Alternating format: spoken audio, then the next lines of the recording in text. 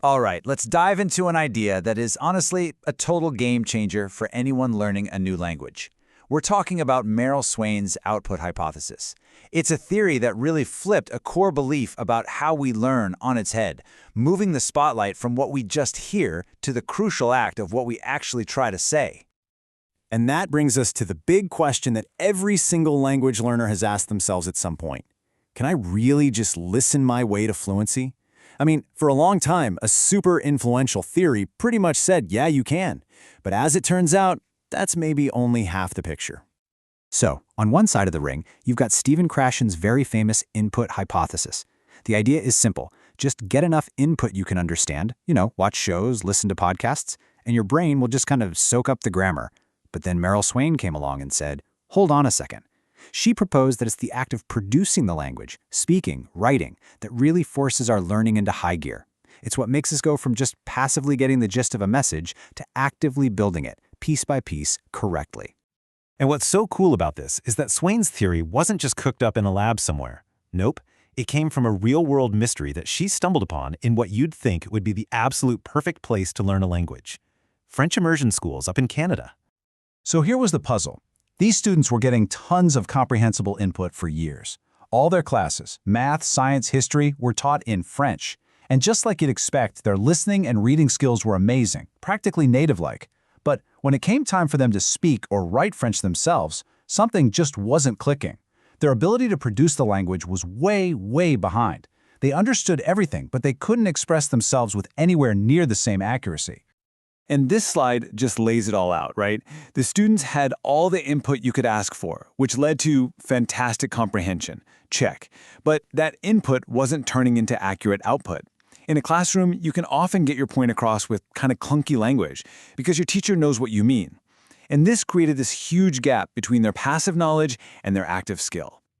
So, this gap, this puzzle, is what led Swain to develop her big idea. If just drowning students in input wasn't enough to make them fluent, accurate speakers, then there had to be another piece to the puzzle. And that missing piece, she argued, was output. At its heart, the hypothesis is that trying to speak or write isn't just practicing stuff you already know. It's actually a core part of the learning process itself. The moment you have to actually form a sentence for someone else to understand, you're forced to wrestle with the grammar and vocabulary in a much, much deeper way. And to get more specific, Swain talked about something called pushed output. This isn't just chit-chat. It's when you're in a situation where you can't just get by with simple words and gestures. You're actually pushed to be more precise, to use more complex sentences, and to be more grammatically correct to really get your meaning across. That's the stuff that stretches your brain. Here's a really simple way to think about it. It's like learning to cook. You can watch hundreds of hours of cooking shows. That's all your comprehensible input. You'll understand the recipes, you'll know the techniques. But are you a cook? Not yet. You only become a cook when you actually step into the kitchen, grab the pans, and try to make the meal yourself. That's the output. And that's when you realize, oh wait, I'm out of paprika. Or how do I actually chop an onion without crying? That's where the real learning happens. So, how does this actually work? What is it about speaking that's so powerful? Well, Swain identified 3 very specific, very critical jobs that output does in the learning process. This is basically the engine of the whole theory.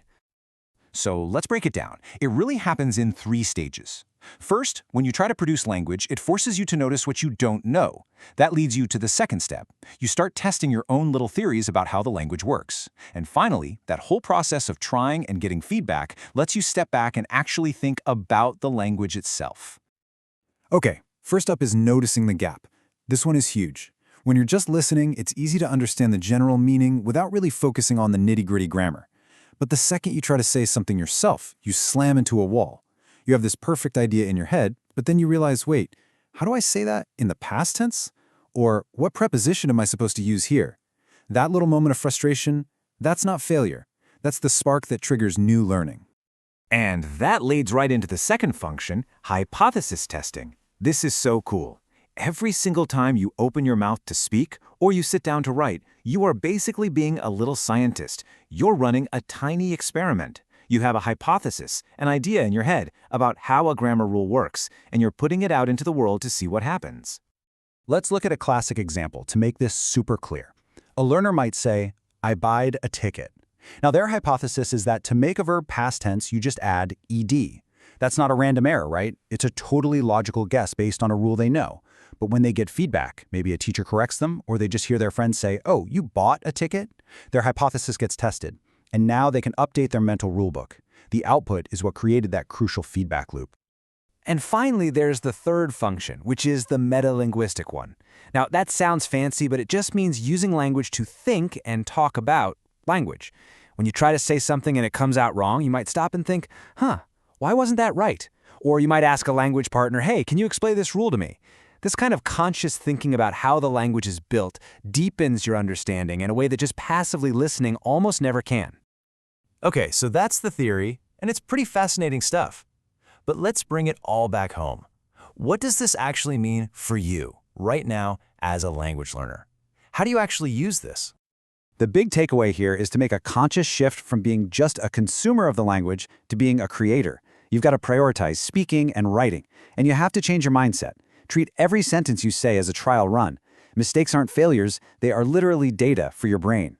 So go out and find situations that push you out of your comfort zone, situations where you have to be a little more accurate. And finally, don't be afraid to use the language to talk about the language. Get nerdy about it. So I'll just leave you with this question to think about. Look back on your own life, learning a language, a musical instrument, anything. Can you pinpoint a time when being pushed to produce something, to give that presentation, to write that paper, to explain a complex idea, was the moment it all finally clicked into place for you? Because that is the power of output.